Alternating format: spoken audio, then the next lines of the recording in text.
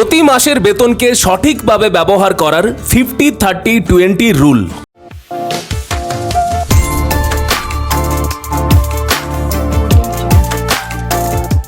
বেতন আসার পর প্রত্যেকেই বাজেট করেন কোনো খাতা, কাগজ, ডায়েরি বা এক্সেল শিটে।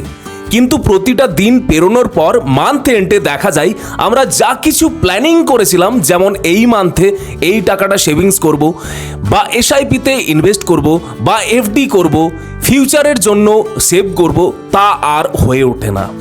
আপনি সত্যিই চেষ্টা করেছিলেন কিন্তু হয়ে উঠছে না।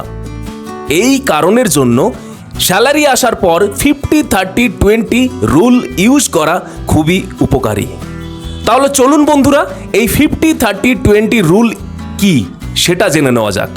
এক্ষেত্রে আপনি প্রতি মাসে যা রোজগার করেন তার 50% এসেনশিয়ালে, অর্থাৎ বাড়ি ভাড়া, বিদ্যুৎ bill, internet recharge, mobile recharge, EMI, daily ration like চাল, ডাল, মুদিখানার জিনিসপত্র এসবে ব্যয় করুন। অর্থাৎ নিত্য প্রয়োজনীয় সামগ্রীতে আপনি আপনার অর্থ ব্যয় করুন। 30% খরচ করুন আপনার ওয়ান্টসে, like online or offline shopping, জামা কাপড় কেনা, হোটেল বা রেস্টুরেন্টে খাওয়া দাওয়া, কোথাও ঘুরতে যাওয়া, সিনেমা দেখতে যাওয়া এবং থিয়েটার যাওয়া ইত্যাদি। লাস্ট 20% টাকা আপনার সেভিংস বা ইনভেস্টমেন্টে যাওয়া উচিত। এগুলোকে সঠিকভাবে ফলো করার জন্য আপনি 2 বা 3টে সেভিংস অ্যাকাউন্ট রাখতে পারেন এবং বেতন আসার সাথে সাথেই এই টাকাগুলিকে আলাদা আলাদা করে নিতে পারেন। তাহলে আর একবার সামারাইজ করে নেওয়া যাক এই 50-30-20 রুলটা কি। আপনার বেতন আপনার অ্যাকাউন্টে ক্রেডিট হওয়ার সাথে সাথেই সেটিকে 50-30-20 রুল হিসেবে ভাঙুন। ফার্স্ট 50% যেটি আপনার বাড়ি চালানোর জন্য খুবই প্রয়োজনীয় এবং যেটিকে আপনি একেবারেই এড়াতে পারবেন না।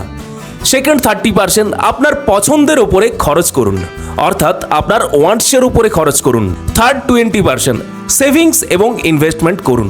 অতি অবশ্যই আপনি প্রথমটিকে এড়াতে পারবেন না ঠিকই, কিন্তু আপনি চাইলে সেকেন্ড অপশন অর্থাৎ আপনার ওয়ান্টসে টাকাটা একটু কম করে ইনভেস্টমেন্ট বাড়াতে পারেন, যা আপনার ফিউচারের লক্ষ্য পূরণে ব্যাপক হেল্প করবে। আপনি কম টাকা দিয়ে ইনভেস্টমেন্ট করতে চাইলে সবচেয়ে ভালো হলো এসআইপির মাধ্যমে মিউচুয়াল ফান্ডে ইনভেস্ট করা। মনে রাখবেন যে প্রতি বছর আপনার স্যালারি যে কিছুটা পরিমাণ ইনক্রিমেন্ট হয়, সেভাবেই আপনারও উচিত সেই হিসেবে প্রতি বছর এসআইপির মাধ্যমে একটু একটু করে পরিমাণটা বাড়ানোর। এভাবেই আপনি আপনার প্রতি মাসের বেতনের কিছু টাকা সেভ এবং ইনভেস্ট করতে পারবেন এবং ধীরে ধীরে রিটায়ারমেন্টের সময় অনেকটা টাকা আপনি জমিয়ে রাখতে পারবেন। এটাই হলো ফিনান্সিয়াল 50-30-20 রুল। যদি এই ভিডিওটিকে আপনাদের ইনফরমেটিভ মনে হয় তাহলে অবশ্যই ভিডিওটিকে লাইক করুন এবং আপনার বন্ধু বান্ধব ও পরিচিতদের সাথে শেয়ার করুন। আর অতি অবশ্যই আমাদের ইউটিউব চ্যানেল গ্রিন বুল মানিকে সাবস্ক্রাইব করতে ভুলবেন না।